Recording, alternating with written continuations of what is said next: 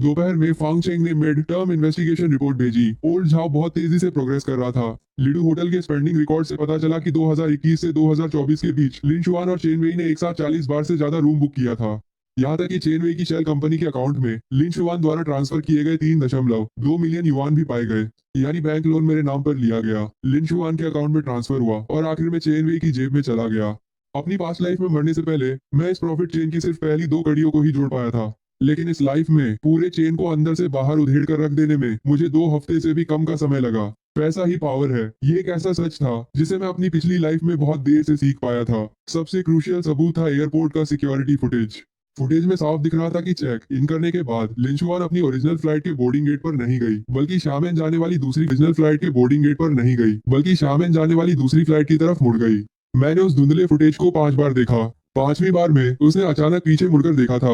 वो मूवमेंट बहुत तेज था, किसी गिल्ट की वजह से नहीं, बल्कि ये चेक करने के लिए कि कोई उसका पीछा तो नहीं कर रहा। मैंने वीडियो बंद किया और उसे एक एन्क्रिप्टेड फोल्डर में सेव कर दिया। यह मेरे पास इकट्ठा हुआ 48वां पक्का सबूत था। शाम को ओल्ड झाओ का फोन आया। मिस्टर जो, एक सिचुएशन है। चेन वेई आजकल बहुत अजीब बिहेव कर रहा है। उसकी कंपनी की लीगल टीम ये पता लगा रही है कि उनके कॉर्पोरेट रिकॉर्ड्स किसने निकाले हैं। क्या उसे कुछ शक हो गया है? पक्का नहीं कह सकते, लेकिन उसने अपनी मूवमेंट्स को बहुत टाइट कर लिया है। वो हर कुछ दिनों में होटल रूम बुक करता था, लेकिन इस हफ्ते वो एक बार भी नहीं गया। उस पर कड़ी नजर रखो और ध्यान रहे कि पकड़े मत जाना। पास्ट लाइफ में चेन वेई पूरी तरह बेफिक्र था, क्योंकि एक मिडिल एज आदमी जो अपनी होम लोन की किस्त भी नहीं चुका पा रहा था, वो उसकी नजर में इस लायक ही नहीं था कि उस पर ध्यान दिया जाए। लेकिन इस लाइफ में कोई उसकी इन्वेस्टिगेशन कर रहा था और वो बेवकूफ नहीं था। हालांकि वो कभी मुझ पर शक नहीं करेगा। उसकी नजरों में मैं अभी भी बिल्डिंग मटेरियल बेचने वाला वही लाचार और सीधा साधा इंसान था। यही होती है इन्फॉर्मेशन गैप की पावर। उसे लगता है कि मैं मूर्ख हूँ, लेकिन मैं उसके आर पार उसकी हड्डियों तक को देख सकता हूँ। मैंने अपना फोन निकाला और फांग चेंग को एक मैसेज भेजा, डिवोर्स के पेपर्स कहाँ तक पहुंचे। फांग चेंग का तुरंत रिप्लाई आया, हम इसी हफ्ते ड्राफ्ट फाइनल कर सकते हैं। क्या आप सच में नकली साइन वाले लोन फ्रॉड की रिपोर्ट भी दर्ज कराना चाहते हैं? इससे यह सीधे एक क्रिमिनल केस बन जाएगा। एक बार सबमिट होने के बाद पीछे हटने का कोई रास्ता नहीं होगा। मेरा अंगूठा 1 सेकंड के लिए स्क्रीन पर थमा रहा। पीछे हटना? मेरी पास्ट लाइफ में पीछे हटने का रास्ता कर वसूली के बिलों, एक कीमोथेरेपी प्लान और एक डीएनए टेस्ट की रिपोर्ट के ढेर से पटा पड़ा था। और उस रास्ते के एंड पर आईसीयू की वो सफेद सीलिंग थी और हार्ट मॉनिटर पर बजती वो सीधी लाइन। मेरी आंखें ठंडी हो गई और मैंने सेंड बटन दबा दिया। मुझे पता है, सबमिट कर दो। मैंने उस ऑडियो रिकॉर्डिंग को भी एन्क्रिप्टेड फोल्डर में सेव कर दिया। यह मेरा 49वां सबूत था। उस रात प्राइवेट डिटेक्टिव ओल्ड झाओ ने 3 तस्वीरें भेजी। उन तस्वीरों में चेन वेई एक ऑफिस बिल्डिंग की लॉबी में सूट पहने एक आदमी से हाथ मिला रहा था। मैंने जूम किया और उस तोते जैसी नाक वाले चेहरे को घूर कर देखा। यह वही रिकवरी एजेंट का हेड मैनेजर लियू था, जिसने पास्ट लाइफ में मुझे मौत के मुंह तक धकेल दिया था। तो इसका मतलब कर वसूली का वो पूरा नाटक भी चेन वेई ने ही अरेंज किया था। इस बकरा हलाल करने वाले स्कैम पिग बुचरिंग स्कैम की पूरी चेन अब शीशे की तरह साफ हो चुकी थी। लिन चुआनकर का जाल बुनती थी, चेन वेई उस पैसे को लॉन्डर करता था और मेरी सास जाओ फेंग रायता समेटने का काम करती थी। काम के परफेक्ट डिस्ट्रीब्यूशन के साथ एक छोटा सा सुखी परिवार। अपनी पास्ट लाइफ में मैं वो बकरा था जिसे इन सब ने मिलकर हलाल किया था। मैंने चेन वेई से मिलने के लिए 3 दिन तक प्लानिंग की। मैंने अपने पार्टनर ओल्डू को आगे किया और एक सप्लायर की जांच करने के बहाने एक डिनर सेट कराया। 3 दिन बाद शहर के ईस्ट में एक जापानी रेस्टोरेंट में प्राइवेट रूम का दरवाजा खुला और चेन वेई अंदर आया। पास्ट लाइफ में मैंने उसे सिर्फ सोशल मीडिया पर देखा था, मेरी वाइफ के कंधे पर हाथ रखे बाली में छुट्टियां मनाते हुए। मैंने आईसीयू में लगातार 7 घंटे तक उस फोटो को घूरा था। और अब वो घर बर्बाद करने वाला इंसान साक्षात मेरे सामने बैठा था। क्या आप वही पार्टनर हैं जिनका मिस्टर वू ने जिक्र किया था? हाँ, मैं झोमू हूँ। उसने मुझसे हाथ मिलाया और मजबूती से दबाया, जैसे कोई साइकोलॉजिकल डोमिनेंस बनाने की कोशिश कर रहा हो। मैंने हाल ही में आपकी वाइफ के बारे में सुना, मेरी संवेदनाएं आपके साथ हैं। थैंक्स। डिनर के बीच में ओल्ड वू वॉशरूम गया और प्राइवेट रूम में सिर्फ हम दो रह गए। रेसिडेंट चेन, मैं शुआन के छोड़े हुए रायते को समेट रहा हूँ। मुझे उसके नाम पर काफी सारे लोन्स मिले हैं और उनका टोटल थोड़ा डरावना है। ये तो बस बिजनेस है, थोड़ा बहुत लीवरेज लेवरेज लेना बिल्कुल नॉर्मल है। ऐसा लगता है शुआन ने पहले आपके साथ काम किया था। अगर उसने अपना पैसा आपके साथ इन्वेस्ट किया था तो क्या उसे वापस पाने का कोई तरीका है? वरना अगर ये कर मुझे कुचल देगा तो मेरी बाकी की लाइफ बर्बाद हो जाएगी। आपका मुझसे सीधे ये पूछना बिल्कुल भी सही नहीं है। आपको बैंक स्टेटमेंट्स चेक करने चाहिए। मैंने किए हैं। 3.2 मिलियन युआन 6 किश्तों में लिहुआ ट्रेडिंग के कॉर्पोरेट अकाउंट में ट्रांसफर किए गए हैं। कमरे में तुरंत एक खौफनाक सन्नाटा पसर गया। चेन वेई के चेहरे का एक्सप्रेशन नहीं बदला, लेकिन मैंने देखा कि उसकी दाहिनी उंगली टेबल पर जोर जोर से टैप करने लगी। वो नॉर्मल बिजनेस इन्वेस्टमेंट्स थे। हमारे पास कॉन्ट्रैक्ट्स हैं। क्या मैं वो कॉन्ट्रैक्ट्स देख सकता हूँ? इसके लिए कंपनी के प्रोसीजर से गुजरना होगा। आप अपनी रिक्वेस्ट हमारे लीगल डिपार्टमेंट को भेज दीजिए। वो बात को टाल रहा था। उसे लग रहा था कि वो किसी मामूली और अनजान लूजर को रास्ते से हटा रहा है। वो ये नहीं जानता था कि मेरी बाईं जेब में रखा फोन सब कुछ रिकॉर्ड कर रहा था। मैंने बातों बातों में उससे उन बिजनेस इन्वेस्टमेंट्स की बात टेप पर कबूल करवा ली थी। ओल्ड वो दरवाजा खोलकर अंदर आ गया। तुम लोग क्या बात कर रहे हो? बस बिजनेस को लेकर थोड़ी बातचीत चल रही थी। चेन वही मुस्कुराया, लेकिन उसकी आंखों में अब पूरी तरह से कड़ा पहरा था। मैंने भी पलटकर स्माइल दी, क्योंकि मेरा जाल अब चारों तरफ से बंद हो रहा था। डिनर के बाद चेन वही एक ब्लैक मर्सिडीज में बैठ गया। फिर कभी मिलते हैं। जरूर। उसकी कार को जाते हुए देखकर मैं सड़क के किनारे खड़ा हुआ, अपना फोन निकाला और रिकॉर्डिंग प्ले की। ईयरफोन से चेनवे की आवाज गूंजी। वो नॉर्मल बिजनेस इन्वेस्टमेंट्स थे, हमारे पास कॉन्ट्रैक्ट्स है। मैंने उस रिकॉर्डिंग की 2 कॉपियां बनाई, एक को एनक्रिप्ट किया और दूसरी को लॉयर फांगचेन को भेज दिया। लॉयर फांग सबूत नंबर 51। ये रिकॉर्डिंग बैंक स्टेटमेंट्स और कॉर्पोरेट रिकॉर्ड्स के साथ मिलकर फाइनेंशियल एविडेंस की एक कंप्लीट चेन बनाती है। मिस्टर जो, ये पक्का आपका ऐसा काम करने का पहला मौका नहीं है ना? मैंने कोई जवाब नहीं दिया। मैं बस स्ट्रीट लाइट के नीचे खड़ा होकर गिरते हुए पत्तों को देखता रहा। अपनी पास्ट लाइफ में उस हॉस्पिटल के बेड पर लेटे हुए मैंने अनगिनत बार सोचा था कि अगर मैं कभी चेनवे के सामने आया तो क्या करूंगा। क्या मैं उसे गालियां दूंगा, मुक्का मारूंगा, या उससे पूछूंगा कि उसने ऐसा क्यों किया? इनमें से कुछ भी नहीं। मैं बिल्कुल वही करना चाहता था जो मैंने आज किया, उसके सामने बैठना, उसके पैसों का खाना खाना, और एक ऐसे तरीके से जो उसकी समझ से बाहर हो। उसकी गर्दन के चारों तरफ एक रस्सी का फंदा लपेटना, लूप दर लूप, और उसे पूरी ताकत से खींच देना। उस रिकॉर्डिंग को भेजने के 3 दिन बाद मामला लगभग बिगड़ने वाला था। रात के 9 बजे जैसे ही मैंने अपना लैपटॉप और आईडी सूटकेस में पैक किए, अचानक दरवाजे की घंटी बजी। पीपो होल से देखने पर मुझे बाहर 2 आदमी खड़े दिखाई दिए। एक गंजा था और दूसरा च्युइंग गम चबा रहा था। जोमो, अंदर हो क्या? प्रेसिडेंट चेन ने हमें तुमसे कुछ बात करने के लिए भेजा है। उनकी आवाजें तेज नहीं थीं, लेकिन उनमें एक साफ धमकी थी कि तुम्हारे लिए कॉर्पोरेट करना ही बेहतर होगा। मैंने अपना फोन म्यूट किया, दरवाजा खोला, लेकिन चेन लॉक को लगे रहने दिया। क्या बात है? प्रेसिडेंट चेन ने कहा है कि पिछली बार जो बातें हुई उन्हें बाहर फैलाने की जरूरत नहीं है। हम सब बिजनेस वाले लोग हैं तो सीधे रास्ते पर ही चलते हैं। इसके अलावा कोई आजकल प्रेसिडेंट चेन की कंपनी की छानबीन कर रहा है। वो तुम तो नहीं थे ना? चेन वही का अलर्ट लेवल सच में मेरी पिछली लाइफ से कहीं ज्यादा हाई था। मैं सिर्फ बिल्डिंग मटेरियल बेचता हूँ, मैं तुम्हारे बॉस की छानबीन क्यों करूंगा? चलो अच्छा है, प्रेसिडेंट चेन एक समझदार आदमी है, और अगर तुम भी समझदारी दिखाओगे तो हम सब शांति से रह सकते हैं। दरवाजा बंद होने के बाद मैं उसके सहारे टिक गया। मेरी उंगलियां बुरी तरह कांप रही थी। अगर मैंने अपना सूटकेस पहले से छुपाया नहीं होता, अगर मेरा कंप्यूटर सबूतों वाली फाइलों के साथ खुला रह जाता, तो अंजाम की कल्पना करना भी मुश्किल था। मुझे यहाँ से तुरंत निकलना था। मैंने अपना फोन उठाया और फांग चेंग को टेक्स्ट किया, क्या सारे मटेरियल्स तैयार हैं? डिवोर्स पिटीशन, लोन फ्रॉड की रिपोर्ट और क्रिमिनल कंप्लेंट तीनों फाइनल हो चुके हैं। आप इन्हें कब सबमिट करना चाहते हैं? परसों। सबको एक साथ सबमिट कर दो, उसी समय। फ्लाइट का सर्विलांस फुटेज और फाइनेंशियल चेन के सबूत गुमनाम तरीके से मॉर्निंग पोस्ट के सोशल न्यूज सेक्शन के एक रिपोर्टर को भेज दो। एक बार सबमिट होने के बाद उन्हें तुरंत पता चल जाएगा कि ये आप ही हैं। इसीलिए परसों उनके सबमिट होने के बाद मैं इस शहर में नहीं रहूंगा। समझ गया? सबमिशन के 24 घंटे के भीतर मैं आपकी केस फाइल क्लोज कर दूंगा। Thank you lawyer Fong. मेरी आखिरी रात को मेरा पासपोर्ट और बैंकॉक की वे टिकट मेरी अंदर की जेब में रखी हुई थी।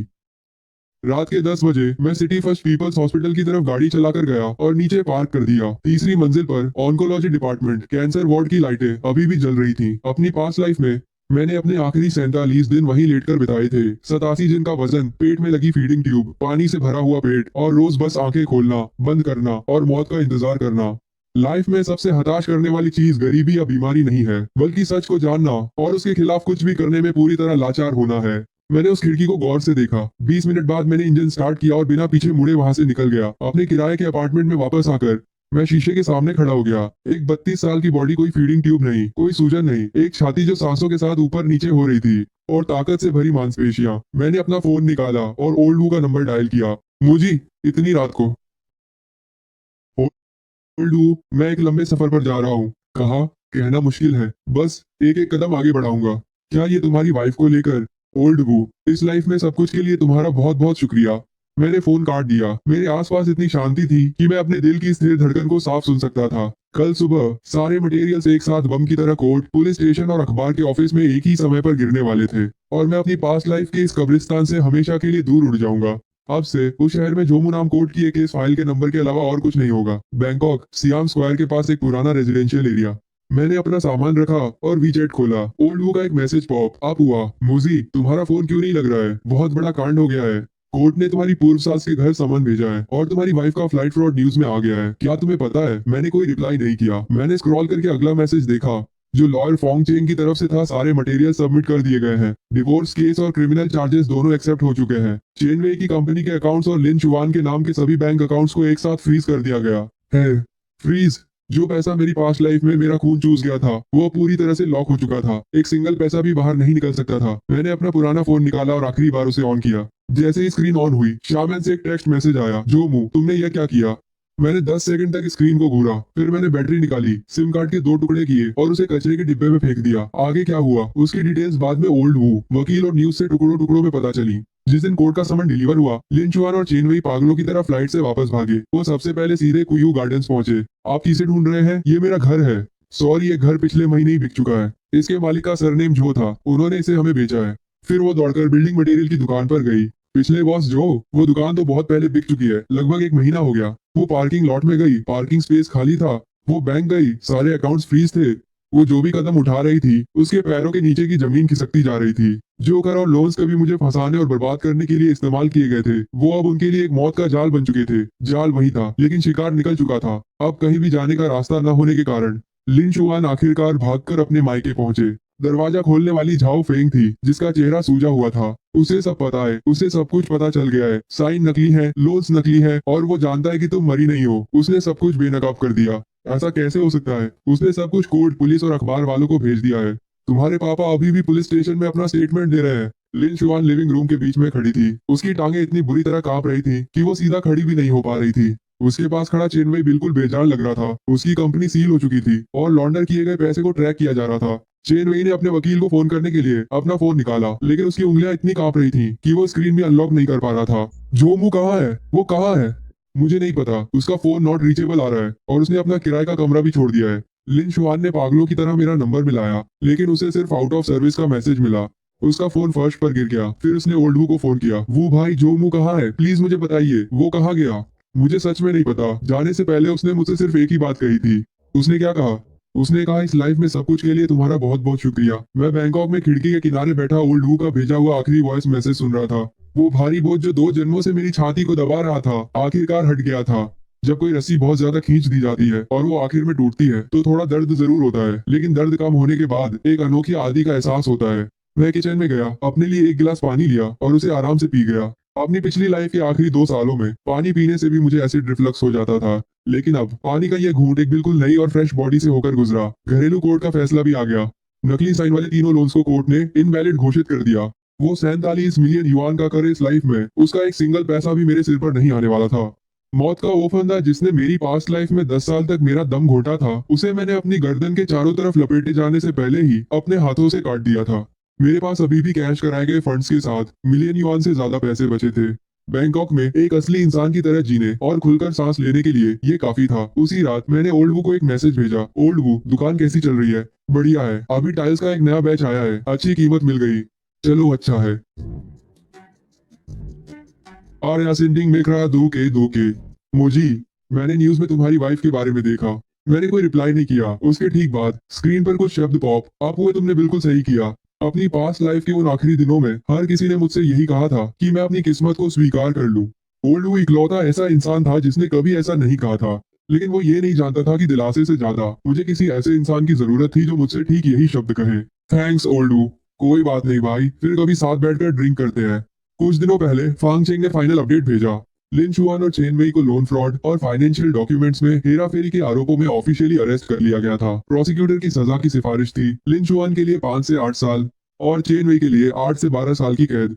5 से 8 साल। अपनी पास्ट लाइफ में मैंने उसके कर को चुकाने में 10 साल बर्बाद किए थे। इस लाइफ में वो अपने क्राइम्स की कीमत चुकाने के लिए 5 से 8 साल जेल में बिताएगी। इसके अलावा झाओ फेंग को साइन फोर्स करने में मदद करने के लिए एक सह आरोपी अकॉम्प्लिस के रूप में हिरासत में लिया गया था। झाओ फेंग, वही झाओ फेंग जिसने मेरी पास्ट लाइफ में कीमोथेरेपी के दौरान उल्टियां करते वक्त मुझे पैसे के लिए तंग किया था, जिसने मुझे 21 मिलियन युआन के कर के पेपर साइन करने पर मजबूर किया था। वो आखिरकार सलाखों के पीछे पहुंच गई थी। कोर्ट ने उस शादी को फ्रॉड माना और डिवोर्स ग्रांट कर दिया। चूंकि बच्चे का बायोलॉजिकल पिता कोई और था, इसलिए कस्टडी चेनवई को दे दी गई। शियाओ दुओ, मेरा अंगूठा 2 सेकंड के लिए स्क्रीन पर थमा रहा। मेरी पास्ट लाइफ का वो बच्चा जो चारों तरफ कूदता रहता था और मुझे प्यार से पापा कहता था, वो मेरा नहीं था। वो कभी मेरा था ही नहीं। मेरी पास्ट लाइफ के उन 10 सालों में आधी रात को इमरजेंसी रूम के चक्कर लगाना और किंडरगार्टन के बाहर अंतहीन इंतजार करना, वो सब सच था। बस बात इतनी थी कि मैं एक गलत बच्चे की परवरिश कर रहा था। मैंने अपना फोन रखा और बालकनी की तरफ चला गया। दूर क्षितिज पर सलेटी नीले बादल छाए हुए थे और नीचे से सोने जैसी धूप की एक किरण बाहर निकल रही थी। मेरी पास्ट लाइफ में आईसीयू में जो आखिरी लाइट मैंने देखी थी वो बहुत ठंडी थी, लेकिन ये वाली लाइट बहुत गर्म थी। मैं वहीं खड़ा रहा और उस धूप को अपने चेहरे पर महसूस करने लगा। दोपहर के 3 बजे बैंकॉक में ठीक समय पर बारिश शुरू हो गई। मैंने अपने लिए पैड क्रा पाव बनाया और नीचे जाकर एक आइस कॉफी खरीदी। एक फ्रूट स्टॉल के पास से गुजरते हुए एक बूढ़ी अम्मा मुस्कुराई और मुझे आवाज दी, शाओ जो, आज आम बहुत मीठे हैं, दो दे दीजिए। बालकनी पर बैठकर मैंने आम को छीला, उसका रस मेरी उंगलियों से नीचे टपक रहा था। मैंने एक बाइट ली, बहुत मीठा था। 32 साल की उम्र, एक नया शहर, एक नई सीलिंग, और इस बार इसमें कोई दरार नहीं थी। अपनी पास्ट लाइफ में मौत के बिस्तर पर लेटे हुए मैंने एक बार सोचा था कि काश मैं दोबारा शुरुआत कर पाता, और अब मैंने वो कर दिखाया था। अब मुझे किसी का मोहरा बनने की जरूरत नहीं थी। मुझे किसी और के खोदे गए गड्ढे को भरने के लिए अपनी हड्डियों को गलाने की जरूरत नहीं थी। मैं बस वहां शांति से बैठा था, कुछ भी नहीं सोच रहा था, और मुझ पर किसी का कोई कारण नहीं था, सिर्फ मैं था, बिल्कुल साफ, आद, और अपनी हड्डियों को गलाने की जरूरत नहीं थी। मैं बस वहां शांति से बैठा था, कुछ भी नहीं सोच रहा था, और मुझ पर किसी का कोई कारण नहीं था, सिर्फ मैं था, बिल्कुल साफ, आद, और अपनी जिंदगी को अपनी शर्तों पर जी रहा था।